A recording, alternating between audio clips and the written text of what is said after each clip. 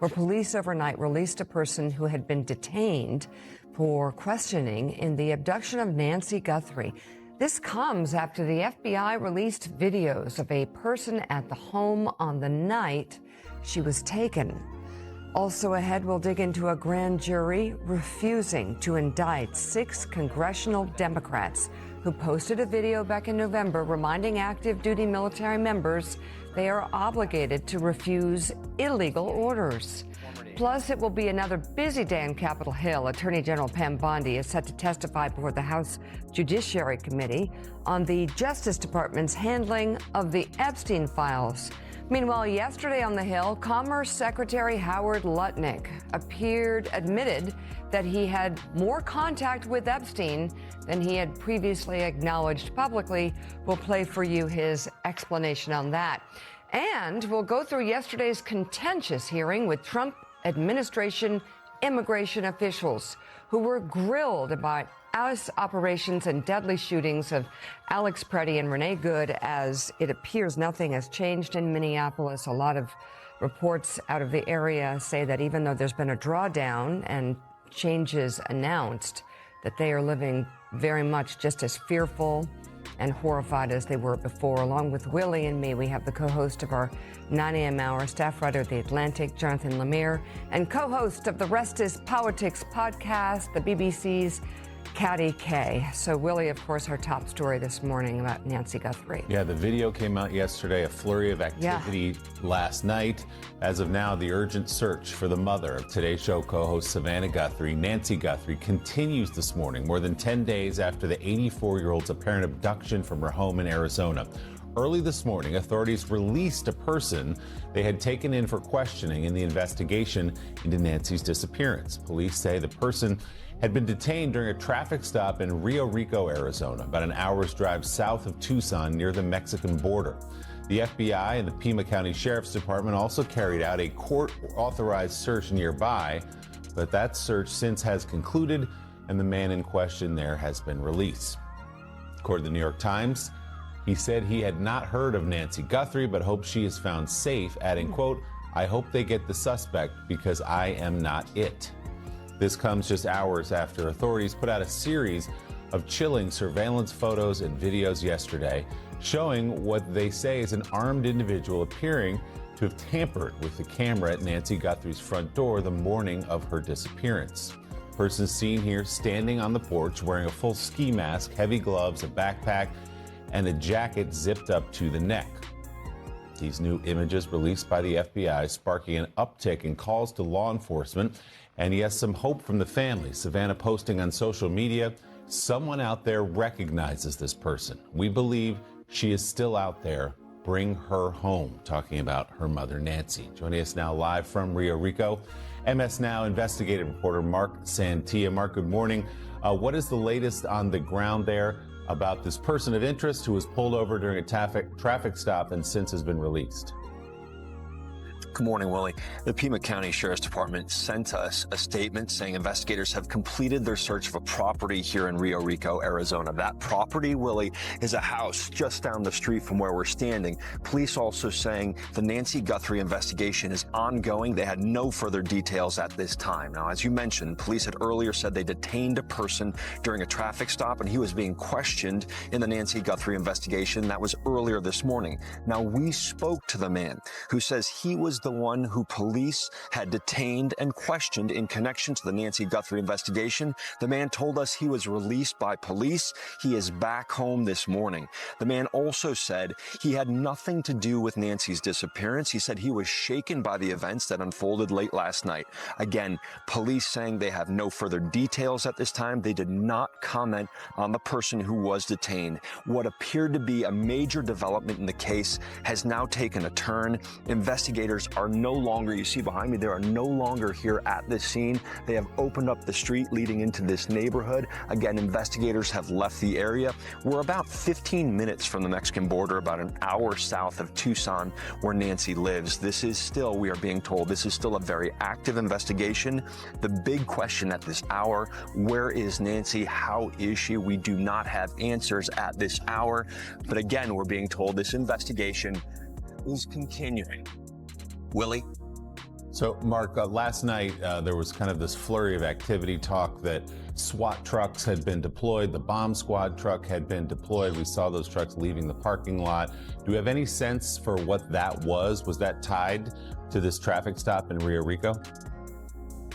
Yeah, at this time, Willie, it does not appear that that movement was tied to this investigation. At this time, it does not appear the SWAT trucks, the other vehicles up in Tucson were related. We knew and we were told there was a heavy FBI presence here in Rio Rico. We left and came right here last night. As we arrived, we were told a person was detained. We came to this area. Willie, we could not drive down the street. It was being held here by the Sheriff's Department. They had the street blocked. The neighborhood was locked down as investigators began their search. They had a court order. They had that warrant. They entered the home. They did their search. We weren't able to go down there. It was this whole area was being held. A very different scene now. They've left, but that's where we're at. It was a flurry, as you said, Willie, a flurry of activity last night. This would appear to be a major development in the case. Again, taking an unexpected turn for many investigators who thought they definitely had something going. They thought they were definitely on a sort of that road, a path. Again, a major development took a turn. We've seen this before, though, Willie, in the case of the shooting at Brown University. They had a person of interest in custody. That person was released. So investigations are very, very fluid. And again, the person who was detained, that person we spoke with, he says he was released. He is back home this morning. Willie. And it may not be him, but that video does provide so much for people to go on. Could be someone else today. MS Now investigative reporter Mark Santia live from Rio Rico, Arizona. Thank you, Mark. Joining us now, retired FBI Special Agent Rob D'Amico. He was a member of the FBI's hostage rescue team, now an MS Now national security and intelligence analyst. Rob, thanks for being with us again this morning. So the video was huge yesterday. The fact that we were able to see a person, we'll see their gait, their clothing, get a look into his eyes and perhaps some facial hair and all those things. And then quickly thereafter, we heard about people of interest. We heard about SWAT trucks being deployed. Putting together everything you saw yesterday, where do you think this investigation is? I think the detention of someone last night, I think it was probably led by a call-in. It all depends, because it was in a vehicle, which is kind of odd for this. So it was either someone called it in, like it appears to be so-and-so. FBI started going down there. Maybe they had the locals watching a location, and then that person got in their vehicle. And being 15 miles from the Mexican border, they chose to actually do a traffic stop and detain them and question them, or it was something in a traffic stop that the police officer saw that caused this. Don't know exactly which of those two cases it is, but it's probably like that. They're going to get more calls. When you put out video like that and you put out pictures, especially because they're not definitive, there's the mask on and other things, so the jacket, the gait, the slight picture of his lips and possibly a mustache, people are going to say, oh, that looks like so-and-so. The calls are going to come in, and now police have to deal with all those calls, trying to put them in priority of order on which one has the most connection that they think. They're going to follow all the leads, but you only have so many resources. So that's going to start happening now. They knew as soon as they put that video out, that's where it was going to go. Rob, does this video rule out anything? Is it possible that this individual was acting alone, or that this was happening at every entrance with several people? Is there any indication a vehicle was involved nearby, outside the house? Is there any piece of this puzzle that can be put together beyond what we see in this video?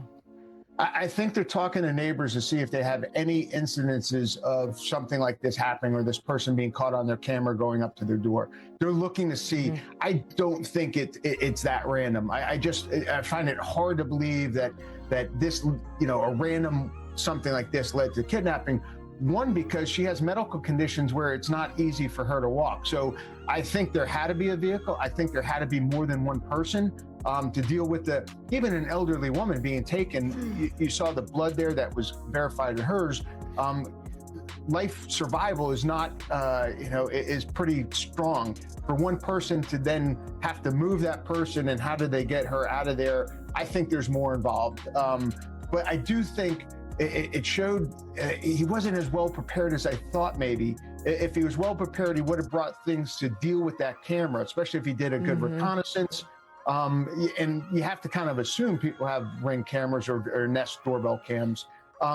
So the fact that he's trying to look for vegetation to cover up that, to me, was like, well, he wasn't as prepared as I thought. So I think they're going through all of that, and they're looking at it. There's a lot of questions why it took so long. And I think that they ended up using some bleeding edge technology that they never used before in order to get this. Because I heard they got the video just yesterday morning. They showed it to the family. The family didn't recognize anyone. You do want to show it to them first. If they recognize someone, then you don't have to release it to the public, so to speak. But when the family didn't recognize it, they came out to the public immediately. I don't think it was, I think probably Google did a lot of help with their engineers, probably working with the FBI, trying to get this, something they hadn't done before. Google, the companies are somewhat, they've started doing, subpoenas and warrants for things. But the chief security officer for Google, I know he's a former hostage rescue team member, former SEAL, and then someone, like this, where they're looking for a person, they're going to throw everything they have at it. Yeah, Rob, you're certainly right. Working with the Google engineers on the back end to get the video out of the cloud, that's why it took more than a week or so. My question to you remains sort of about the communication or lack thereof, or unclear communication from the kidnappers.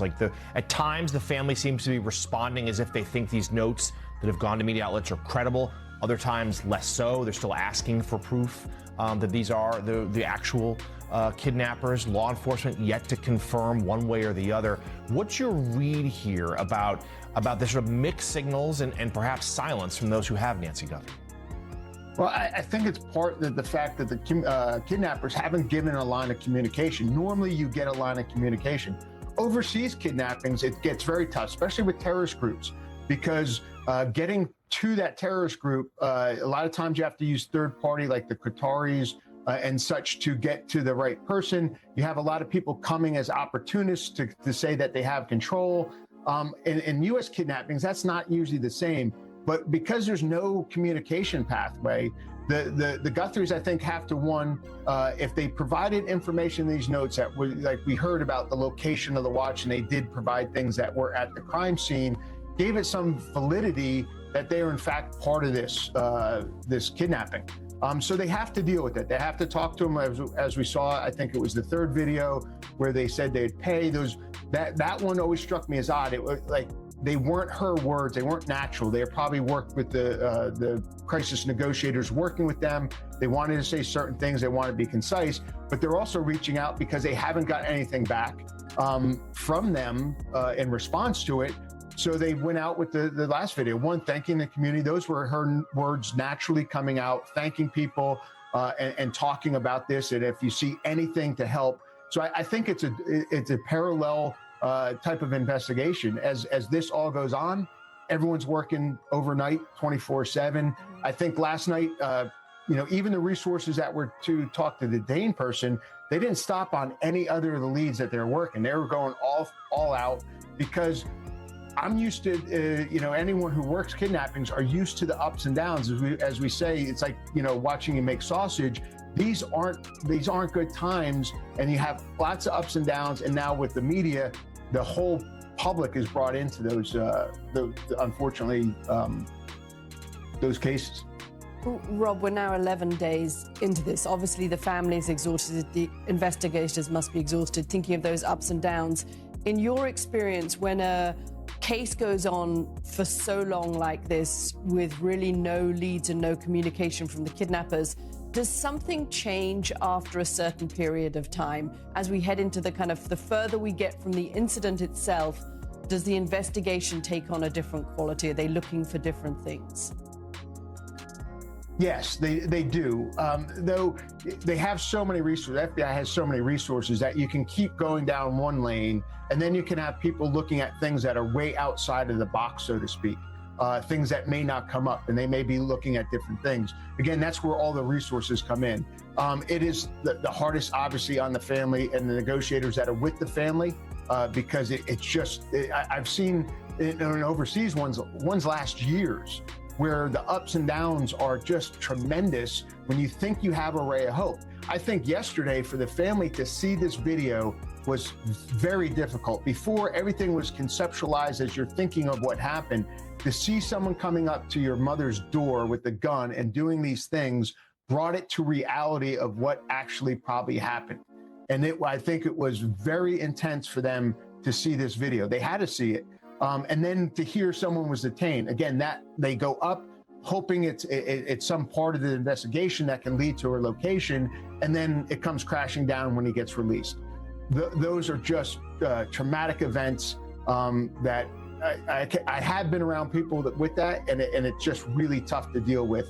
And then as it goes long term, it really gets drawn out, and the family's emotions and responses, they have to take care of themselves. That's one thing that the crisis negotiators do. They make sure the family is doing things, eating and sleeping and trying to sleep, because they know it's going to be a long process. Rob, you touched on this a moment ago, but seeing the video, I think there was all this speculation over the last week and a half about what kind of kidnappers this could be. Could it be a group? How professional was it? And then watching that video, the kind of bumbling effort by a guy who didn't think to cover the camera with duct tape, who grabbed vegetation from the garden to cover it, who was kind of staggering in and out. What does just this even brief bit of video tell you about what kind of operation the FBI and law enforcement might be dealing with? That's exactly what I saw. I've always said I actually want this to be an organized group that is very professional, because organized groups that do this have access to doctors and medicine that they can get to Nancy Guthrie to take care of her, to ensure that she is okay, because in their eyes, she's a currency. When I saw this video, that's not what I saw. And unfortunately, it's one of those things, but people like that make more mistakes. And that's where I think the investigators are looking at, well, if he didn't prepare for a camera, what else did he do? Did he bring a phone into the house? Did he do something, again, that we can find out what he's did? I think his gait on the video, I think the jacket is going to be key. I think they're now going out to surrounding areas, and they're going to find a camera that maybe has that jacket without the mask on. Retired FBI Special Agent Rob D'Amico, thank you very much for your continued insights on this story. Just so important to us. Thank you. And still ahead on 23 past the hour, a federal grand jury has declined to indict Senators Mark Kelly, Alyssa Slotkin, and 4 other Democratic lawmakers over a video they made last fall reminding service members of their duty to refuse illegal orders. This marks the latest rebuke of the Trump administration's push to prosecute the president's perceived political foes. The video featured 6 Democratic lawmakers, all military or intelligence veterans, warning service members about unlawful orders. President Trump has called the message seditious and said their actions could be punishable by death. Joining us now, opinion columnist for the New York Times, David French, and investigative reporter for the New York Times, Michael Schmidt. Michael, just first of all, anything more you can add to this? Yet another setback where they try and bring something against folks that they feel have disobeyed or not been loyal to the president, and then the courts say, what are you doing? We've got a pattern here. This is now the 3rd instance in which the Justice Department, at the urging of the President of the United States, has gone to try and bring criminal charges and failed, and in dramatic fashion. What I wonder is whether this is sort of the Justice Department's way of trying to deal with Trump, in the sense is like, okay, you want us to go do this, we're going to go ahead and do this, and now you don't have to blame us, you can blame this grand jury. Look, you had the Comey case, where they struggled initially to get the indictment. They got it on one of the charges, but they struggled on the other. The James case, which they went repeatedly to the grand jury and failed to get an indictment on. And then you now have this. And to me, the significance of it is this, is that if Donald Trump cannot invent and make up criminality about the people he doesn't like, that is a major check on his power. I realize that that's a very unusual statement to make. This is something that we've never really confronted, certainly in recent American history. But if Trump cannot create criminality, that's a significant thing. And we're seeing the buds of that in what appears to be a pushback from the judicial branch. So, Michael, this side of the U.S. Attorney's Office in Washington, led by Jeanine Pirro, obviously a longtime close ally of President Trump, thinking she's doing him a favor. But as you lay out, again, this only hurts him when they can't even get an indictment to begin with. I'm curious, did Pete Hegseth, the defense secretary's repeated messages from 2016 where he said exactly the same thing, that you should and must defy illegal orders, did that come up at all, or did they not even get that far? We don't know what came up in the grand jury room, but if you look at, there was some statistic I saw last night that there was something like, these are called no true bills, when a grand jury comes back and says, we're not going to bring this case. There's this old saying, you could indict a ham sandwich, something that we thought was true and is apparently not. In one of the years, several years ago, there were 6 no true bills in like the entire Justice Department in a year. We have seen many more than that, whether it was with the sandwich, the person who threw the sandwich, or the Jameson case that I was talking about and such. So the number of them is larger, and there's something going on. Another thing that we've never seen before, where grand jurors, people that are picked for jury duty, that are on grand juries, are doing highly unusual different things. Are they doing that because they don't think the evidence is there? Are they doing that because they don't trust what the Justice Department is saying? Do they do that because they think they're doing it at the behest of the president? There's a larger factor at play here that we don't have full visibility into, because what goes on inside a grand jury room is secret. But in terms of trying to understand it, there's something going on at the level of the average citizen that they are either not taking the Justice Department seriously, or the Justice Department is not bringing enough convincing evidence. And just last thing on this, the whole thing Trump says about the cases against him is that they were, cooked up, and, this is a plot and a hoax, and, whatever he calls it. At the end of the day, all of those cases obviously made it past grand juries, and they made it past judges. And some of them went to trial, and in one of them, he received a conviction.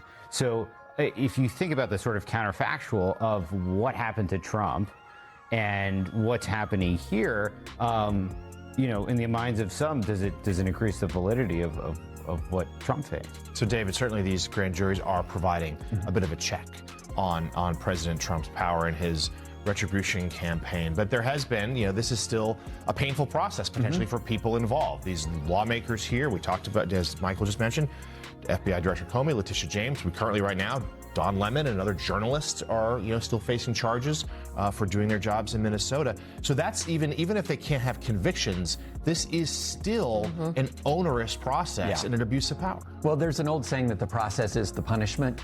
That what you go through if you're a target of a federal investigation, nobody wants to endure that. Nobody wants to. And Mike's point is very well taken. When you look at the way grand juries are actually beginning to function according to their constitutional role, which is to be a check. A grand jury is supposed to be a check. It's not very much of one. I mean, it's been generous to even call it a speed bump over the last many years. But now you're seeing when somebody does begin to encroach well beyond the bounds of their power, this check is rising up. But if we're counting on grand juries to save our republic, right, that's a big problem. This is impeachable stuff here. I mean, and just to put the extremism of this attempted prosecution in context, what's next? Is he going to prosecute the authors of the Department of Defense Law of War Manual, which includes the precise circumstances which service members must refuse to follow orders, and includes, as an example, shooting shipwrecked survivors? Right. That's an example in the Law of War Manual. So are we prosecuting those people? I hope the statute of limitations has run out on me. When I was a JAG officer in Iraq advising an armored cavalry squadron, I went through the circumstances in which law orders are unlawful and must be disobeyed. This is basic stuff here. Right. And you're trying to indict somebody for this? I just fear that a lot of these stories, and this is an incredible scoop, a lot of these stories are just getting lost in the wave of every other story that comes next. There's so much happening, and that's, I think, part of the strategy, some might argue. You mentioned impeachable stuff. You would need some Republicans to go with that, and that's doubtful. Right. Or a successful midterm for the Democrats, Katty K, so that perhaps they have more power to act. Katty. Yeah, I mean, clearly that is one of the things that President Trump is worried about in the midterms, and we see him already sowing the seeds of kind of disinformation around the midterms, saying that they're going to be rigged, and with the visit down to Georgia by Tulsi Gabbard, I think that's all part of this picture. But Michael, can I ask you a kind of broader question? I had an interesting conversation with Senator Chris Coons the other day, and he was saying that there have been hundreds of cases brought against the Trump administration by attorneys generals around the country, and they've won something like 75% of them.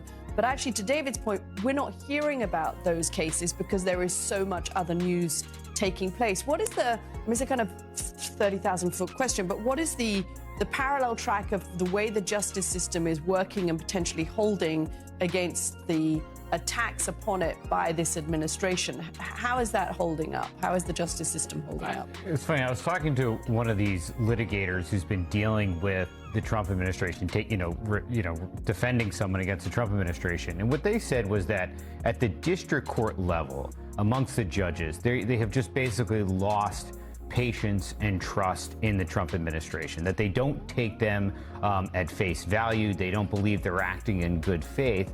And because of that, the Trump administration at the district court level has run into a lot of problems. Now, the problem on the civil side for those trying to hold Trump accountable is that it moves very slowly. Those things can get appealed. They go to the appeals court level, then they ultimately go to the Supreme Court level. And if it's not the most pressing matter on the face of the earth, it can take some time. And I think the thing that I have found striking in all of this is that while the civil process, where these attorney generals bring cases and such, has moved, and it has moved against the Trump administration, it has moved, not certainly at the pace that many have wanted it to. The criminal justice system, in response to the Trump administration, has moved far more swiftly. And again, we have never seen the criminal justice system tested in the way that it's been. But the Comey and James indictments were tossed out. You've seen these grand juries acting in the way that they have, and it appears like, and the legal beagles probably could have told us this before, but certainly we haven't experienced it like this. The criminal justice system moves in a swifter way because of the enormous protections that a defendant receives in this country. And there's a speed and a clearness and a clear-cutness to that has been different than what we've seen on the civil side. The New York Times' Michael Schmidt, thank you so much for coming in this morning with your reporting. And coming up on Morning Joe, after President Trump called to nationalize